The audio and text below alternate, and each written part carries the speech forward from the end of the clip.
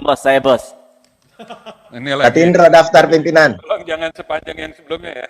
Silakan. Ketua, daftar ketua. Nyoman Parta. Izin, Latindro daftar. Assalamualaikum warahmatullahi wabarakatuh. Terima kasih pimpinan. Mohon izin, saya Mufti Anam, fraksi PD Perjuangan. Jadi kalau kita lihat halaman 12 ini dari indikator-indikator target SGN, ya. Jadi misalnya ada perluasan lahan dari 150 hektar kemudian menjadi 248.000 hektar, kemudian produktivitas tebu, randemen dan sebagainya. Nah, tapi yang saya lihat di sini Pak Gani belum ada sebuah target yang terukur. Misalnya, yaitu adalah soal produktivitas tebu misalnya. Nah, harapan kami dengan ini ada target yang terukur ketika nanti SGN ini menjadi sebuah holding terhadap industri gula. Nah, harapan kami target produktivitas tebunya berapa sih? Misalnya selama ini belum pernah tercapai 84 ton per hektar gitu. Harapan kami dari 2024 dengan adanya SGN ini bisa tercapai. Yang ini sebenarnya sangat bisa dilakukan kalau kita lihat di lahan-lahan percontohan kan sudah pernah Pak 84 ton per hektar begitu di tahun 2024 harapan kami. Kemudian juga soal rendemen yang harapan kami di tahun 2024 bisa ditargetkan misalnya minimal di angka 8%. Yang ini sebenarnya sudah pernah dilakukan di beberapa percontohan begitu. Nah, kalau kita lihat mau melihat lebih jauh sebenarnya Pak, kalau kita mau jujur tidak perlu SGN saja. Pak Gani kan sebenarnya punya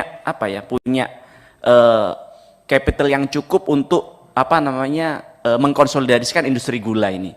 Kalau kita lihat selama ini Bapak sudah punya lahan yang cukup, punya PTPN 1 sampai PTPN 12 dan sebagainya, yang ini sebenarnya kenapa sampai dibentuknya SGN ini kalau kita lihat ya karena kegagalan Pak Gani dalam mengkonsolidasi mereka. Kalau Bapak lihat industri-industri tebu di Jawa Timur ini Pak sekarang sedang bersikut-sikutan mencari berkompetisi untuk bagaimana mereka bisa membeli tebu ini dengan harga terjangkau begitu.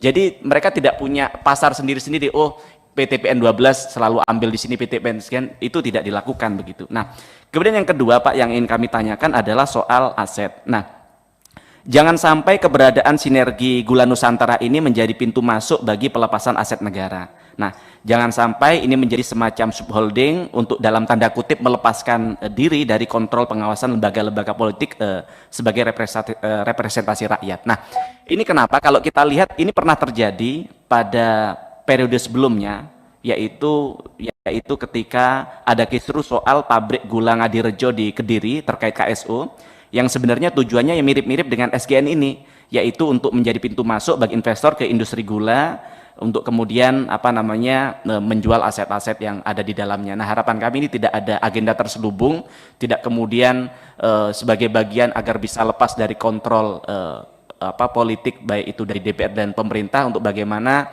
mereka bisa menjual aset-aset berharga dari industri gula itu sendiri. Nah, harapan kami kemitraannya juga begitu Pak. Harapan kami diprioritaskan dari lingkungan dalam BUMN. BUMN sendiri kan di dalamnya misalnya untuk kebutuhan pupuk bisa kerjasama dengan Pupuk Indonesia.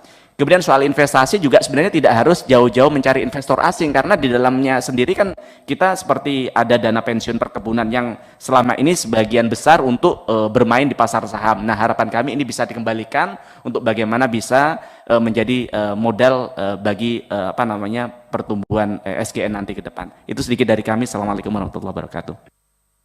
Waalaikumsalam. Baik, kita bisa beralih ke teman-teman yang di online. Yang pertama